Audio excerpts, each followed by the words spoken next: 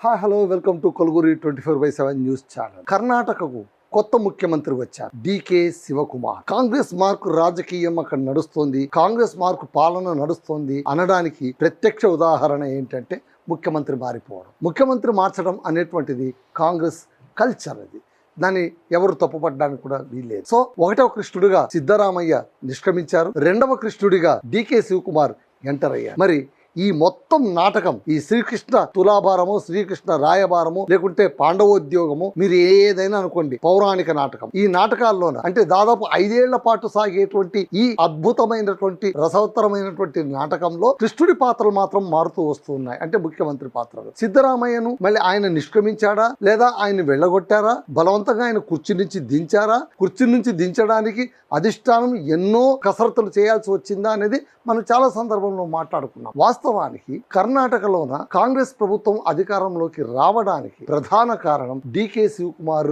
వ్యూహాత్మకత అని కొంతమంది అంటారు. మరికొంతమంది ఏమంటారంటే లేదు, సిద్ధరామయ్య తీసుకున్నటువంటి నిర్ణయం, ఆయన వెంట ఉన్నటువంటి దళిత బడుగు బలహీన వర్గాల సామాజిక వర్గాలు అవన్నీ వెన్నంటాయి కాబట్టే కాంగ్రెస్ ప్రభుత్వం అక్కడ రాగలిగింది అని అంటారు. సరే, ప్రభుత్వం వచ్చేసిన తర్వాత ఇప్పుడు మనం విశ్లేషణలు ఎలా వచ్చింది, ఎందుకు వచ్చింది, ఎలా వచ్చిందంటే అని మనం ఉపద్ఘాతాలవన్నీ కూడా ఇవ్వనక్కర్లేదు. సో ఇప్పుడు మనం నేరుగా విషయానికి వస్తే డికే శివకుమార్ దాదాపుగా 1 సంవత్సరం నుంచి, అంటే ముఖ్యమంత్రిగా సిద్ధరామయ్య పదవి స్వీకారం చేసిన రోజు నుంచి కూడా కర్ణాటకలోన ఉప ముఖ్యమంత్రిగా, అంటే మరి ఆయన కింద కూర్చోబెడితే బాగోదని ఉప ముఖ్యమంత్రి పదవినిచ్చి ఆయన సంతృప్తి పరిచినా కూడా తీవ్ర అసంతృప్తితో ఎప్పుడెప్పుడు నాకు సీఎం కుర్చీ తగ్గుతుందా అని కాచు కూర్చున్నటువంటి వ్యక్తి ఎవరయ్యా అంటే డికే శివకుమారే. ఆయన చాలా సందర్భంలోన ఇంకా 2.5 ఏళ్లు పూర్తవుతున్న సందర్భంగా కర్ణాటకకు చాలా అద్భుతమైన పండుగ దసరా పండుగ. దసరా పండుగ నాడు అందరూ ఉత్సవాలు జరుపుకుంటారు, సంరంభాలు జరుపుకుంటారు. మైసూర్ దసరా ఉత్సవాలు ప్రపంచానికి ప్రఖ్యాతి. కర్ణాటకలోన పాఠశాలలకు నెల రోజుల పాటు సెలవులు ఇచ్చేస్తారు దసరా పండుగ అంటే. అంత పెద్ద పండుగ, దొడ్డ హబ్బ అంటారు వాళ్ళు. సో దసరా వాళ్లకు దొడ్డ హబ్బ, పెద్ద పండుగ. సో ఆ పండుగ రోజున 2.5 ఏళ్లు పూర్తయిన తర్వాత ఇంకేముంది, ఇంకా 2.5 ఏళ్లు పూర్తి అయిపోయింది కదా, ఈ దసరా రోజున మనం ఒక నిర్ణయం తీసుకుందాం, మళ్ళీ ఎప్పుడు సీటు దిగుతారు అని అంటే సిద్ధరామయ్య నోరు మెదపలేదు. ఆయన సైలెంట్ గా ఉన్నారు. సైలెంట్ గా ఉండడం కాకుండా పక్కన ప్రెస్ మీట్లు ఏం చెప్పేవారు, 5 ఏళ్ల పాటు నేనే ఉంటా, ముఖ్యమంత్రి ఎందుకు మారాలి, నా పాలన బాగానే ఉంది కదా, ఏమైంది దీనికి రోగం, నేను బాగానే చేస్తున్నాను కదా, నేనెందుకు మారాలి, నేను వచ్చాను కూర్చున్నాను 5 ఏళ్ల పాటు ఉంటానంతే అని నిర్మోహమాటంగా చెప్పేయడంతో డికే శివకుమార్ కంగు తిని ఢిల్లీ రాహుల్ గాంధీకి ఫోన్ కలిపారు. లైన్ లోనే మాట్లాడారు. ఏం సార్ మీరేమన్నారు, ఇక్కడ ఏం జరుగుతుంది, మళ్ళీ పదవి మార్పు అన్నారు, 2.5 ఏళ్ళు అన్నారు, పవర్ షేరింగ్ అన్నారు, పవర్ షేరింగ్ పోయింది, అంత పోయింది, ఇప్పుడు అదంతా ఉత్తిదే, మొత్తం నేనే అని ఆయన అంటున్నారు. మళ్ళీ ఆయన పెద్ద ఆయన ఎదురుబడి నేనేం అనలేను, మళ్ళీ మీరే ఎలాగోలాగ ఈ తగును తీర్చాలంటే లేదు కొంచెం మీరు ఓపిక పట్టండి, 5 రాష్ట్రాలకు ఎన్నికలు ఉన్నాయి కదా, ఆ ఎన్నికలు పూర్తి కానివ్వండి, తక్షణమే మీ సమస్యను పరిష్కారం చేస్తామన్నారు. 5 రాష్ట్రాల ఎన్నికలు పూర్తయ్యాయి. కేరళలోని వాళ్ళు విజయం సాధించారు, తమిళనాడులో అధికారం దక్కించుకున్నారు. సో ఆ విజయోత్సాహంతో ఉన్న సందర్భంలోన పాపం డికే శివకుమార్ కోరికను మన్నించి ఆయన ముఖ్యమంత్రిని చేసేశారు. ఇది ప్రియాంబుల్, పూర్వపీఠిక. ఇప్పుడు మళ్ళీ డికే శివకుమార్ ముఖ్యమంత్రి అయ్యారు, మీరు కొత్తగా ముఖ్యమంత్రి అయ్యారు, మళ్ళీ ఏం పొడవడానికి వచ్చారు, మీరు ఏం చేయబోతారు, సిద్ధరామయ్య చేయలేనిది ఏదైనా మీరు చేస్తేనే కదా మీకు గుర్తింపు. పైగా ఇప్పుడు అక్కడ మిగిలింది ఒక 2 ఏళ్లే అనుకుంటారు, 2 ఏళ్ల పాలన మిగిలింది. ఈ 2 ఏళ్లలోన వాళ్ళు ఏం చేయాలి, ఈ పాలనను కొనసాగించాలి, ఏ వివాదాలు లేకుండా చూసుకోవాలి. ఆ తర్వాత రానున్న ఎన్నికల్లోన, అసెంబ్లీ ఎన్నికల్లోన మళ్ళీ కాంగ్రెస్ను అధికారంలోకి తీసుకురావాలి. ఇంత పెద్ద బాధ్యత ఇప్పుడు డికే శివకుమార్ భుజాన మోసుకొని ఆయన సీట్లో కూర్చున్నారు. సరే, ఆయన సీట్లో కూర్చోగానే బహుశా మొదటి నుంచి కూడా ఆయన కసరత్తు చేస్తూ ఉండడమేమో తెలియదు, కానీ ఆయన చాలా ప్రీ ప్లాన్డ్గా వచ్చి కూర్చున్నారు. ఎంత ప్రీ ప్లాన్డ్గా అంటే రాగానే మొట్టమొదటిగా సాధారణంగా ముఖ్యమంత్రిగా పదవి స్వీకారం చేసిన తర్వాత సంప్రదాయం ఏంటి, భారతదేశంలో మొదటి ఫైల్ దేనిపైన సంతకం పెడతారు. మొదటి సంతకం దేనిపైన, వైఎస్ రాజశేఖర రెడ్డి కాలం నుంచి ఇది చాలా గ్లామరస్ యాక్టివిటీగా మారిపోయింది. ఆయన చూడండి, ఉచిత విద్యుత్ పైన సంతకం పెట్టారు, రైతుల రుణమాఫీ పైన సంతకం పెట్టారు. అప్పట్లోన ఉచిత విద్యుత్తు అనేటువంటిది ఒక విప్లవాత్మకమైనటువంటి మార్పు. సరే, తెలుగుదేశం అధినేత చంద్రబాబు నాయుడు గారు ఉచిత కరెంట్ ఇస్తే కరెంటు తీగలపైన మనం బట్టలు ఆరేసుకోవాల్సిందే అని పాపం ఆ రోజు ఆయన అన్నారు. ఆయన ఇంకో మాట కూడా మళ్ళీ ఆయన అన్నారో లేదో తెలియదు, వ్యవసాయం దండగా అని కూడా అన్నారట. మళ్ళీ అన్నారు, నేను అనలేదు బాబోయ్ అని ఆయన అంటూనే ఉన్నారు. లేదు మీరు అన్నారండి, మీరు అన్నారు, వ్యవసాయం దండగానే అన్నారు, రైతులకు రైతు కొడుకు రైతుగానే ఉండిపోవాలన్నా, ఆయన అర్బనైజ్ కావాలి అంటే చంద్రబాబు నాయుడు గారి కళలన్నీ కూడా ఏంటంటే ఒక్కొక్కరిది ఒక్కొక్కటి శైలి ఉంటుందండి, పాలనా శైలి. ఆయన పాలనా శైలి ఏంటంటే కనుక అర్బనైజేషన్. ఎప్పుడు కూడా ఆయన విజన్ 2020 ఇవన్నీ కూడా ఏంటి అంటే అర్బనైజేషన్, అంటే సాంకేతికతను అందిపుచ్చుకోవడం. ఇప్పుడు కూడా మీరు అమరావతిలో చూడండి, డేటా సెంటర్ అంటాడు, ఏఐ సెంటర్ అంటారు, మొత్తం టెక్నాలజీ అంటారు, పేపర్లెస్ గవర్నమెంట్ అని అంటారు, ఆ తర్వాత వాట్సాప్ గవర్నెన్స్ అని అంటారు, ఎవ్రీథింగ్.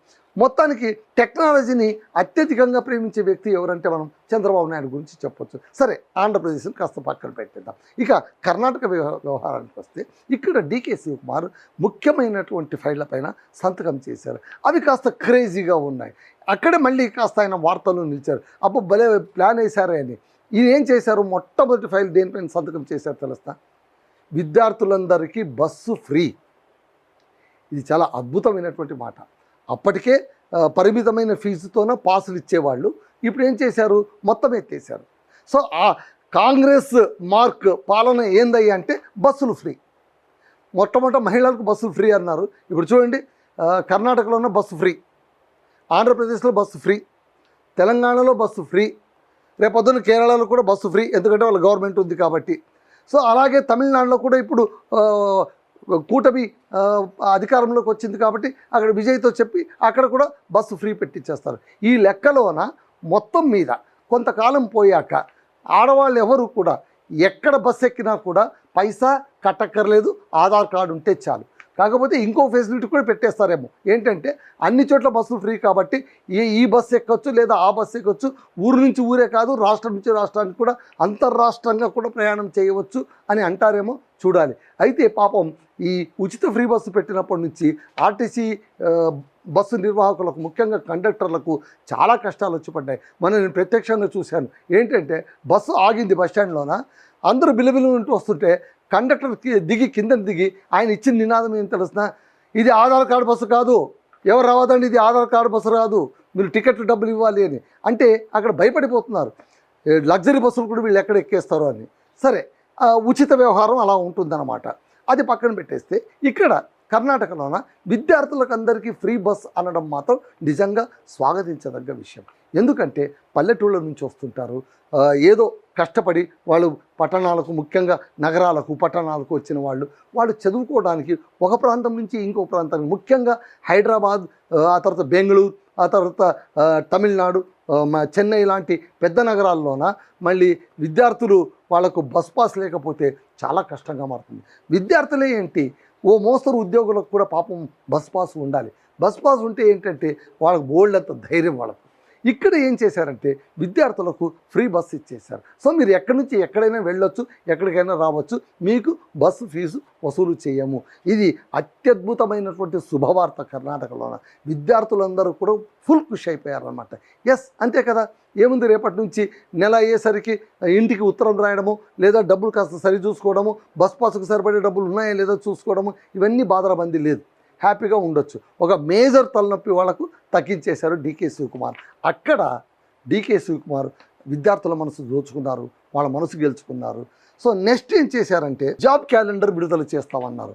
ఇప్పుడు ఆంధ్రప్రదేశ్లో కూడా జాబ్ క్యాలెండర్ విడుదల చేసేటువంటి ఒక సంప్రదాయం తెచ్చారు. What is this job calendar అంటే అసలు ఎన్ని వేకెన్సీస్ ఉన్నాయి, ఏ సందర్భంలో ఏ నోటిఫికేషన్స్ వస్తాయి, ఎలా ఫిలప్ చేయబోతున్నాము అని ముందస్తుగానే ఈ ప్రణాళికలను నిరుద్యోగులకు ఇచ్చేసేయడం. వాళ్ళు ఆ జాబ్ క్యాలెండర్ చూసుకున్నాక వాళ్ళకు ఒక క్లారిటీ వస్తుంది, మేము ఎలా ప్రిపేర్ చేసుకోవాలి, మేము ఎక్కడికి వెళ్ళాలి, ఎలా చదువుకోవాలి, ఏ కోచింగ్ తీసుకోవాలి, ఇవన్నీ కూడా వాళ్ళకు ఒక బ్లూ ప్రింట్ వచ్చేలాగా. It's also good job. So job calendar విడుదల చేస్తామని చెప్పారు.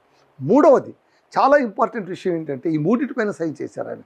మూడవది ఏంటంటే, కేవలం ప్రభుత్వ ఉద్యోగులకే కాదు, ప్రైవేటు ఉద్యోగులకు కూడా ఎంప్లాయ్మెంట్ ఎక్స్చేంజ్ కార్యాలయము, అంటే ప్రైవేట్ కంపెనీలకు కూడా. ఇప్పుడు ప్రభుత్వ ఉద్యోగాలకు మాత్రమే ఎంప్లాయ్మెంట్ ఎక్స్చేంజ్ కార్యాలయం ఉంది. ఒకానొక కాలంలోన 90s కాలంలోన ఎంప్లాయ్మెంట్ ఎక్స్చేంజ్ కార్యాలయం అంటే చాలా గొప్ప నిరుద్యోగులకు ఒక కల్పతరువు లాంటిది. అక్కడ వెళ్ళి వాళ్ళు పేరు నమోదు చేసుకుంటే సరైనటువంటి ఉద్యోగం రాగానే వాళ్ళకు ఇంటర్వ్యూకు కార్డు పంపించేవారు. ఇప్పుడు ప్రైవేటు కంపెనీలకు కూడా. అయితే ఇప్పుడు ప్రతి ఒక్క కాలేజీల్లో కూడా క్యాంపస్ సెలక్షన్స్ అంటూ వచ్చేసాయి, ఆఫ్ క్యాంపస్ సెలక్షన్స్ అన్నీ జరుగుతున్నాయి. కంపెనీలే వచ్చి మెగా శిబిరాలు వేసేసి మరి ఇంటర్వ్యూలు, మాస్ ఇంటర్వ్యూలు నిర్వహిస్తున్నటువంటి ఈ సమయంలోన బహుశా ఎక్స్చేంజ్ కార్యాలయం అనేటువంటిది అంత ప్రాధాన్యం కాకపోవచ్చేమో కానీ, but it's having its own importance. So private employment exchange కార్యాలయాన్ని కూడా ప్రారంభించబోతున్నారు. సో ఈ 3 చేశారు, అద్భుతం. మీరు చాలా జాగ్రత్తగా గమనించండి. ఈ 3ంటికి ఏకైక లక్ష్యం కూడా ఏంటంటే జంజీ. ఇక్కడ జంజీ జపం అనేటువంటిది రాజకీయ నాయకులు తెగ చేసేస్తున్నారు.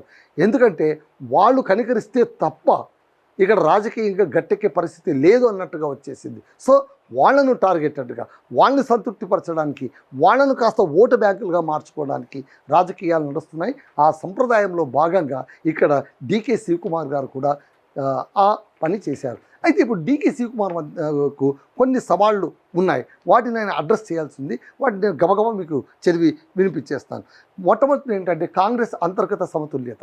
అంటే సిద్ధరామయ్య వర్గానికి డీకే శివకుమార్ వర్గానికి మధ్య ఉన్నటువంటి అంతరాన్ని తగ్గించుకుంటూ ఆ 2 వర్గాల్ని కాస్త సంయమనం పరుచుకుంటూ పాలన సాగించడం అనేటువంటిది ఇప్పుడు డీకే శివకుమార్కు కత్తి మీద సాము లాంటిది. రెండవది మంత్రివర్గ విస్తరణ అసంతృప్తులు. కొత్త మంత్రివర్గం వచ్చింది. సరే, ఈ మంత్రివర్గంలోనే ఎవరెవరు మంత్రులు అవుతారు, ఏ సామాజిక వర్గం వాళ్ళు అవుతారు, ఆశావాహులు ఎవరు, ఎవరికి దక్కుతుంది, ఎవరికి దక్కదు, ఇవన్నీ కూడా పల్లకి ఎక్కే వాళ్ళు ఎవరు, పల్లకి ఎక్కలేని వాళ్ళు ఎవరు, చివరి నిమిషంలో టికెట్ క్యాన్సిల్ అయ్యే వాళ్ళు ఎవరు, సీట్ దక్కని వాళ్ళు ఎవరు, ఇవన్నీ కూడా చక్కెర కొడుతూనే ఉంటుంది. అసంతృప్తులు ఉంటారు, వాళ్ళని బుజ్జగించాలి. ఆ తర్వాత రాష్ట్ర ఆర్థిక పరిస్థితి, it is main thing. Economic crisis స్టేట్లోన ఇప్పుడు చూడండి, తెలంగాణలోన లోటు బడ్జెట్ అప్పుల పాలు, ఆంధ్రప్రదేశ్ లోటు బడ్జెట్ అప్పుల పాలు. అలాగే ఇప్పుడు ఇక్కడ కర్ణాటకలో కూడా ఏం చెప్పుకోదగ్గ ఆర్థిక పరిస్థితి ఏం లేదు. అద్భుతమైనటువంటి అప్పులు ఉన్నాయి అక్కడ. లోటుపాటుతోన చాలా ఘోరంగా నడుస్తుంది అక్కడ.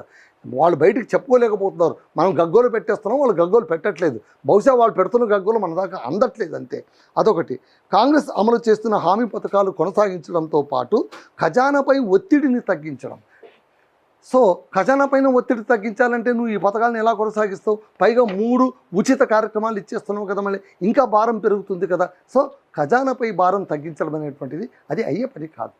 మీరు చేస్తున్న పనులకు ఖజానా భారం అంతకంతకు పెరిగిపోతూనే ఉంటుంది. అలాగే బెంగళూరు మౌలిక వసతుల సంక్షోభం.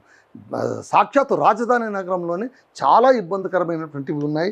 ట్రాఫిక్, రోడ్డు, మెట్రో ప్రాజెక్టులు, వరద సమస్యలు, వీటన్నిటిపైన కూడా పరిష్కారం చూద్దాం. ఆ తర్వాత గ్రామీణాభివృద్ధి. కేవలం బెంగళూరునే పట్టుకొని మిగిలిన ప్రాంతాలను నిర్లక్ష్యం చేస్తున్నారు అనేటువంటి ఒక మాట ఉంది. దాన్ని కూడా అడ్రస్ చేయాలి. అన్నిటికి మించి తమిళనాడుకు కర్ణాటకకు మధ్య ఉన్నటువంటి కావేరీ జల వివాదం, వీటన్నిటిని కూడా పరిరక్షించుకుంటూ ఆర్థిక ఒత్తిళ్లను నిభాయించుకుంటూ సిద్ధరామయ్య వర్గాన్ని సమాధానపరుస్తూ మంత్రి పదవి రాని వాళ్ళని కాస్త బుజ్జగిస్తూ ఇవన్నీ చేస్తూ చేస్తూ చేస్తూ ఇంకేం చేయాలి అంటే ఈ 2.5 ఏళ్ల పాటు రామపాలన చేయాలి, శ్రీరాముడి పాలన చేయాలి, సుభిక్షంగా ఉండాలి. ఇది స్వర్ణయుగం అనిపించుకోవాలి. ఈ మార్కుతోన, ఈ గుడ్ విల్తోన రానున్న ఎన్నికల్లోన కాంగ్రెస్కు ప్రజలు రెడ్ కార్పెట్ వెల్కమ్ చేయాలి. ఇది అయ్యే పనేనా అని మీలో అందరికీ అనిపిస్తుంది కదా. మీకే కదండి, కర్ణాటక ప్రజలకు కూడా అనిపిస్తుంది. ఏమో మళ్ళీ రెండో కృష్ణుడు వచ్చాడు, కొత్తగా ఒక డైలాగ్ అందుకున్నాడు, చూద్దాం ఈ డ్రామా ఎంతవరకు సాగుతుందో. అదండి విషయం. That's all.